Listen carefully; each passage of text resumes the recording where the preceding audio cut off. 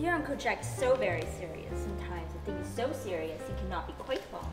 The Guardian enjoys the best of health and is covered with dividends, especially to be commended one so comparatively young as he is.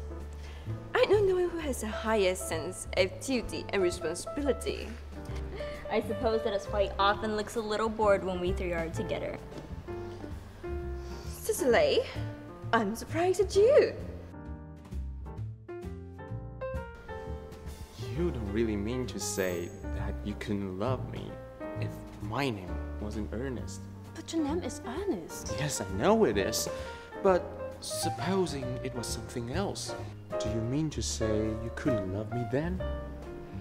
I don't think the name suits me at all. Suits perfectly. It is divine name. It has music of its own. It produces vibrations. Well, really, Gwendolyn, I must say that I think there are lots of other much nicer names. I think Jack, for instance, a charming name.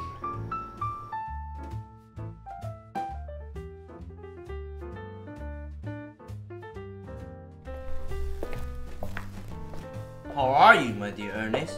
What brings you up to town? Oh, pleasure, pleasure. What else would bring one anywhere? Eating as usual, I see, Algie. I believe it's customary in good society to take some slight refreshment at 5 o'clock. Where have you been since that Thursday? In the country. What on earth do you do that? Your name isn't Jack at all. It's Ernest. It isn't Ernest, it's Jack. You have always told me it was Ernest. I have introduced you to everyone as Ernest. You answer to the name of Ernest. You look as if your name was Ernest. You are the most earnest-looking person I ever saw in my life. It is perfectly absurd you're saying that your name isn't Ernest. Well, my name is Ernest in town and Jack in the country. And the cigarette case is given to me in the country.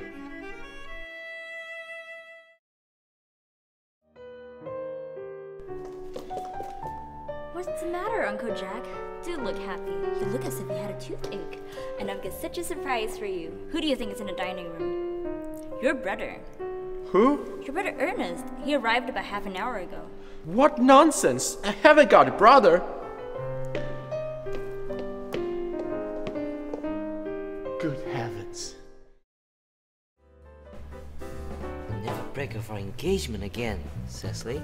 I don't think I could break it off now that I have actually met you. Besides, of course, there is the question of your name. Of course. You mustn't laugh at me, darling, but it has always been a girlish dream of mine to love somebody whose name was Ernest. There seems to be something in that name that inspires absolute confidence. I pity any poor married woman whose husband is not called Ernest. But my dear child, do you mean to say you could not love me if I had some other name? But what name? Well, any name you like. Algernon, for instance. But I don't like the name of Algernon.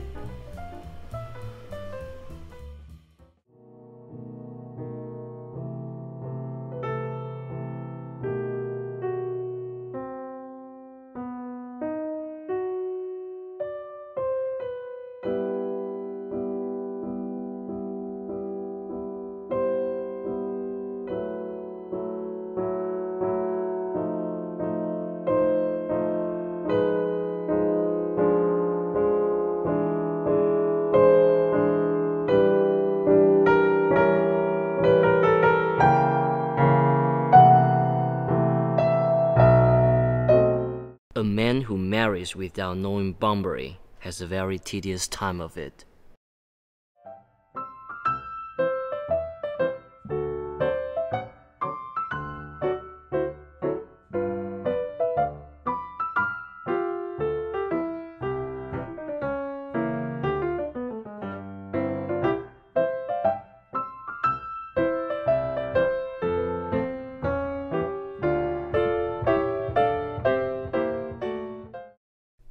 I may mention that I've always suspected you of being a confirmed and secret bomberist.